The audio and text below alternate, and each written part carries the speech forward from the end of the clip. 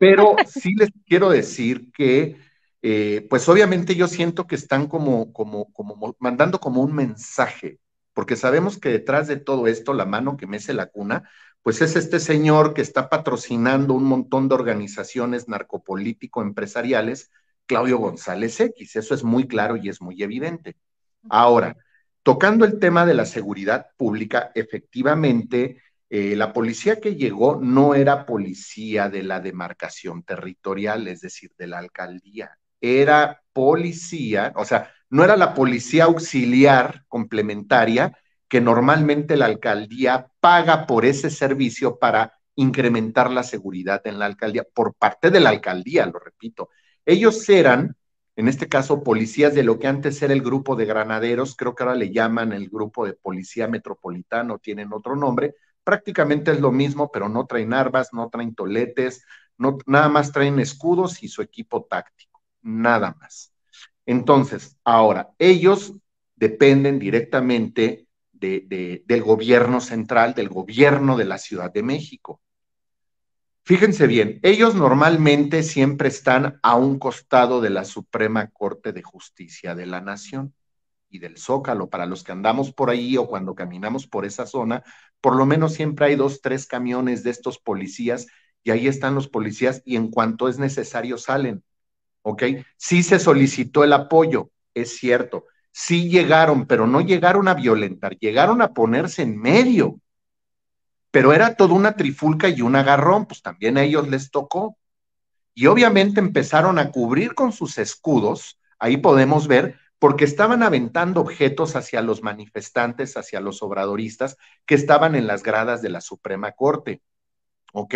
Y se tuvo que implementar un operativo para desalojarlos, para sacarlos. Había compañeros que simple y sencillamente también por el calor de la ocasión no se dejaron tocar por los policías y pensaban o creyeron que se los querían llevar detenidos. Al contrario, el operativo de la policía no creo que haya sido un operativo fallido, simple y sencillamente se dedicaron a resguardar la integridad física de los de manifestantes. ellos. Obviamente ya habían destruido todo el campamento, ¿ok? Ujú. De hecho, en la noche regresamos después de andar en la fiscalía y en todo esto, y estaban los policías ahí estaban. Y después se entabló una pequeña mesa de negociación, se retiraron y ya vimos las imágenes de cómo nuevamente el plantón y el campamento está volviendo a iniciar prácticamente desde cero. Digo desde cero porque todo lo destruyeron estos grupos de ultraderecha. Pero pues obviamente en una trifulca, pues también había compañeros que pues también les tocaron empujones y jaloneos por parte de la policía. Lo que sí voy a decir es que la actuación de la policía fue muy lenta, porque en vez de salir inmediatamente, tardaron en salir y como dice Julia, empezaron a parecer ya prácticamente que había gente golpeada. Ya a ellos les costó trabajo ponerse en medio. Ahora, en Twitter y en las redes sociales se están manejando que el plantón es pagado por Batres, por Claudia Sheinbaum, por Ajá. López Obrador, y no es cierto. Es un plantón de gente que ni siquiera dependen de Morena. Y si recibe recursos económicos, pues obviamente es porque la gente tiene que comer, se tienen que mandar a hacer las carpas, las mantas y todo esto, pero no es un montaje de algún actor político, simple y sencillamente esto es muy orgánico, ¿ok? Pero el hecho de que hayan llegado a retirarlo de esta manera, debemos de tomar en cuenta que días atrás, por parte de los medios de comunicación, principalmente de Ciro Gómez Leiva, y también de Latinos, pues han mandado a su gente, inclusive para hacer montajes, para provocar y todo eso, y no vamos muy lejos. Hace 8 días estuvo Sandra Cuevas, y eso fue un acto de provocación y de intimidación. Y repito, dentro de 8 días son las elecciones en el Estado de México y en En Coahuila, Coahuila. y ellos se están empezando a reconfigurar. Actualmente existe una reconfiguración estratégica de los grupos de derecha, del conservadurismo, de los neoliberales, no nada más en México, sino en distintas partes del mundo. Y lo que vimos el día de ayer es parte de su estrategia de guerra sucia, de guerra híbrida, porque lo que Híbrida. estamos viendo ahorita, efectivamente ustedes lo saben, es un lawfare. Pretenden dar un golpe de Estado en nombre de la ley, utilizando al aparato judicial Qué para delicado ponerlo es esto. en contra del Ujú. gobierno mexicano. Y esta estrategia la han venido utilizando desde los años finales de los 60 y en los 70, precisamente en América Latina y en distintas partes del mundo, para derrocar gobiernos democráticamente electos y sobre Ujú. todo gobiernos de tinte y de carácter progresista. Sí, sí, Antes totalmente. desencadenaban Ujú. en golpes de Estado militares, ahorita ya no.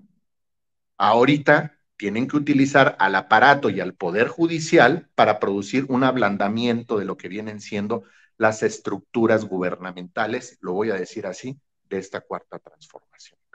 Totalmente, mi querido Julio. Y si les parece, Julio, querido Rodrigo, vamos a ver lo que hoy dijo el presidente al respecto, porque hoy el presidente en su conferencia matutina denuncia precisamente esto que menciona Julio, que desde la Suprema Corte de Justicia, pues se gesta en los hechos un golpe de Estado técnico contra su gobierno.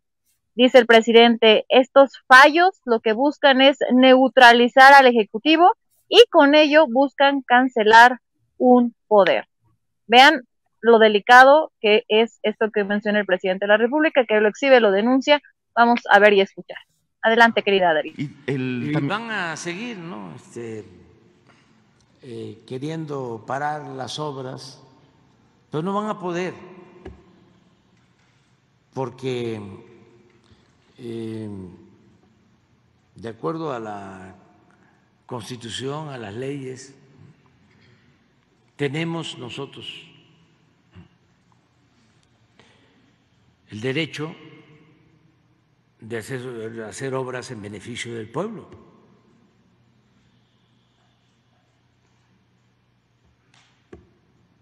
No se va a poder cancelar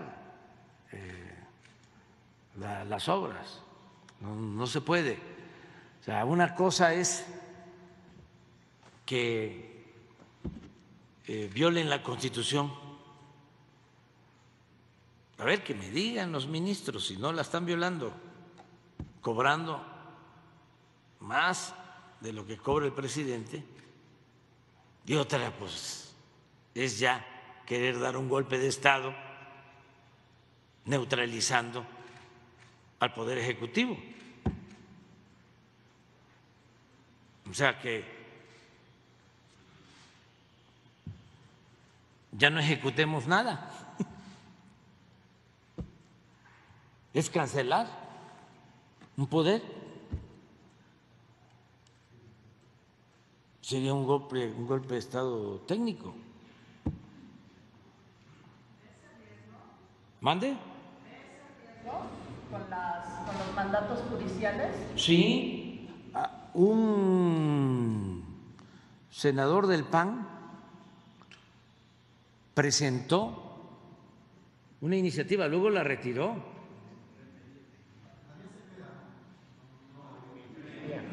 Rentería. Es decir, muy cercano al pensamiento fascista, porque ya dije que no hay fascismo, ¿no?, como pensamiento dominante, afortunadamente, en nuestro país. Pero se planteó eso, de que se me destituyera. Ahí estamos. Ahí estamos. Querido Rodrigo, ¿tú qué opinas ya para ir cerrando con Julio, que hoy nos regala pues ahí parte de su tiempo? Pues sí pienso que es un tipo de golpe blando. La ventaja que tenemos y que no han tenido, por ejemplo, en países como Perú o como en su momento en Bolivia, es que en primer lugar nuestro Congreso de la Unión tiene mayoría que es afín al proyecto de nación actual. Todo gobierno de todos los países tienen un proyecto de nación para el periodo que dirige o coordina el presidente de la República o el primer ministro, o pónganle el título que quieran. Todos los países lo tienen y tienen derecho a llevar a cabo las acciones que ellos consideran para el progreso del país. Entonces yo veo a una oposición y a todos sus simpatizantes que están no enojados, lo que le sigue de encabronados de que por más esfuerzos que han hecho, nada les funciona. Trataron de boicotear al Congreso, no pudieron. Han perdido las gubernaturas en los estados. Estamos hablando que perdieron en 2021 13 de 15 gubernaturas y contamos bueno, perdón, 12 de 15. Si contamos la de San Luis Potosí con el Partido del Trabajo y el Partido Verde, ¿no? 12 de 15. Luego llegan en 2022 y pierden 4 de 6 gubernaturas. Ahora en el programa de ayer del Rojo Vivo ponía una entrevista que le hicieron a Roberto Gil Suárez, que es coordinador de campaña de Lili Telles, o sea, el chiste se cuenta solo, pero daba un dato muy revelador a propósito de las condiciones que están poniendo en el PAN para elegir al candidato presidencial. Decía que Marco Cortés puso como requisito, bueno, y también el Comité Ejecutivo Nacional, que requiere, la persona que quiera ser abanderado del PAN para la presidencia de la República deberá reunir el 1% en firmas del padrón electoral, que equivale más o menos a 1.2 millones de ciudadanos con credencial de elector. Y Roberto Gil Suárez decía que eso es el equivalente a hacer 4 PANes. ¿Por qué? Porque según Roberto Gil, el PAN tiene 300,000 militantes. Entonces yo me ponía a pensar, me metí a la legislación vigente en materia electoral. Según la legislación, el 0.26% del padrón electoral registrado, o sea, ciudadanos con credencial de elector, para poder tener registro de partido político nacional, y el PAN, con estos 300,000 militantes, tiene apenas el 0.33%. O sea, el PAN está al borde de la pérdida del registro, y no por pérdida de elecciones, sino por falta de militancia. Vemos un PRI en el que el año pasado exdirigentes del partido le exigieron la renuncia a Alito Moreno. Dijo, no me voy a ir, me voy a ir hasta agosto de 2023 y no voy a buscar la candidatura presidencial. Bueno, pues Alito Moreno hizo las reformas a los estatutos del PRI para poderse quedar hasta la elección de 2024, y no conforme con eso, ya declaró públicamente que va a buscar la candidatura presidencial para ese mismo año. Del PRD ya no decimos nada porque es un despojo político. Prácticamente yo cuando hablo del PRD hablo de lo que queda del PRD, porque realmente ya vale muy poco lo que puedan hacer o no puedan hacer. Pero tenemos esta sociedad civil, creían en el INE, pero ya lo perdieron, porque Guadalupe Tadei sí está haciendo valer la ley electoral. Por lo tanto, el Tribunal Electoral también se tiene que alinear, ya no es igual que como cuando estaba Lorenzo Córdoba. Lo único que les queda es la Suprema Corte de Justicia de la Nación, es lo único que les queda. Y todo, como ponía Citlali Hernández, secretaria general de Morena y senadora de la República, en su cuenta de Twitter, cuando compartió este intento a través de la presidente de la República, del secretario de Gobernación, del secretario de la Defensa y del secretario de Marina, ella decía que es una intentona de golpe de Estado, y como los cacharon, pues entonces salió Julen Rementería a decir, no es cierto, yo no dije nada. Entonces, lo que sí me llamó mucho la atención es que yo revisé, no nada más un medio, yo revisé La Jornada, que es donde se publicó, pero chequé El Universal, Excelsior, Reforma, Infobae, 4 medios, ninguno. Julen Rementería dijo que el documento fuera falso, en ninguno. Es decir, que el documento que solicitaba la destitución del presidente vía Suprema Corte es real, con un senador del Partido Acción Nacional. Y hablando de lo de la falsificación de las firmas, recordemos que ese documento trae el nombre del senador Julen Rementería, coordinador de la bancada del Partido de Acción Nacional, y trae, no la pone completa, Citlali, pero trae lo que es una rúbrica, una firma. Entonces, no desmiente el documento, no dice que el documento sea falso, dice que él no lo conocía y que sí apareció en la Gaceta para debatirse, y que cuando se enteró, que lo mandó bajar. Yo me pregunto, ¿qué hubiera pasado si Citlali Hernández no hubiera detectado el documento y lo hubiera publicado en sus redes sociales? ¿Hubiera actuado igual el senador Rementería o lo hubiera dejado pasar para ver qué sucedía? Pienso yo que están buscando ganar a través de la Suprema Corte lo que no han podido ganar en las urnas, y lo que no han podido ganar en el Congreso.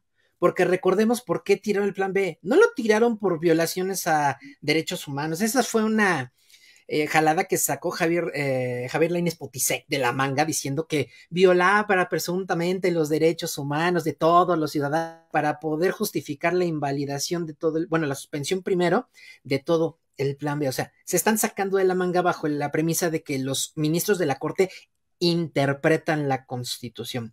Y como escuchamos en 2015 a Juan Silva Mesa, quien estuvo en la Suprema Corte de Justicia, no 15, sino 20 años, no tienen jefe, se deben a la Constitución y a la ley, auténtica autonomía, no necesitan supervisión ni permiso de nadie, no pasa nada si no siguen la indicación o sugerencia de alguna otra autoridad. O sea, se asumen que no tienen jefe y no conforme con eso, que eso fue en 2015, hace unos días, sale el ministro Pérez Dayán a decir que no los vamos a doblar. Entonces yo digo, ¿de qué se trata el papel que está jugando la Suprema Corte? Injusticia de la nación, porque están utilizando mañosamente la Constitución y lo que dicen nuestras leyes para decir, no, eso no procede, como con el plan B, que dijeron, no que fuera malo, dijeron que es que los legisladores no tuvieron tiempo para leerlo, bajo la premisa de que el plan B era un documento, y entre comillas, nuevo, porque el plan B es un extracto de la reforma electoral en materia, reforma constitucional en materia electoral, y se metió desde abril del 2022. Si ellos no leyeron la reforma constitucional en materia electoral, donde estaba contenido el plan B, ese ya no es nuestro problema. Pero ¿qué sucedió? Como la tiran, tienen que meter una nueva iniciativa y de ahí se agarran para decir, no tuvimos tiempo para leerla, y ahí se agarraron, porque no dijeron que en el Senado sí entró a tiempo, sí se leyó, sí se debatió y se votó conforme a los tiempos, que dicho sea de paso, cuando diputados produce una ley, la Cámara de Revisores es el Senado, y al revés, cuando el Senado produce una ley, la Cámara de Revisores es la Cámara de Diputados. O sea, no pasó el primer filtro, y entre comillas que no lo pasó, pero lo revisó el Senado, pero ese punto la Corte no lo tocó. Muchos de los artículos que marca el plan B en leyes secundarias no son violatorios de ninguna manera de derechos humanos ni de derechos electorales, pero eso la Corte tampoco lo tocó. ¿Por qué? Porque la premisa del amparo era no tuvimos tiempo para revisar lo que nos estaban pidiendo que votáramos. Entonces están utilizando muy mañosamente a la Suprema Corte, y aprovechando, ya cierro mi comentario, lo que decía hace ya varias semanas la ministra presidenta de la Corte, Norma Lucía Piña Hernández, diciendo que ella iba a respetar la autonomía de sus jueces, de los jueces y magistrados, a propósito de que ella es la presidenta del Consejo de la Judicatura Federal. Es una forma muy cómoda y diplomática de cobijar la impunidad con la que están actuando sus jueces. Y yo pregunto, ¿qué palabra le merece a la ministra presidenta y a los ministros que están adentro de ese edificio, dicho sea de paso, con derecho a protección federal, porque eso está en la ley? Eso que andan diciendo de que pobrecitos ministros los están amenazando, están peligrosos, no es cierto, no es cierto. Los primeros preocupados porque a los ministros no les pase nada es el gobierno federal, porque por ley, y ya lo revisábamos en otros programas, por ley, el gobierno federal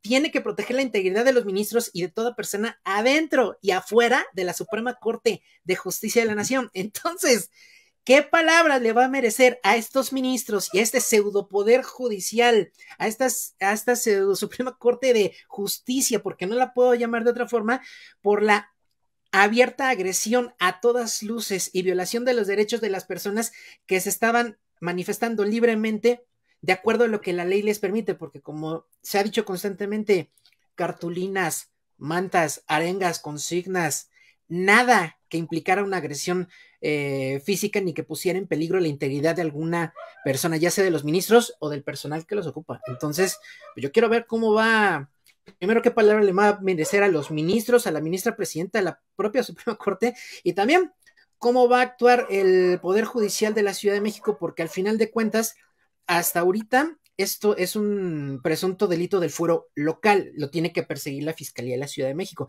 ¿Cómo va a actuar?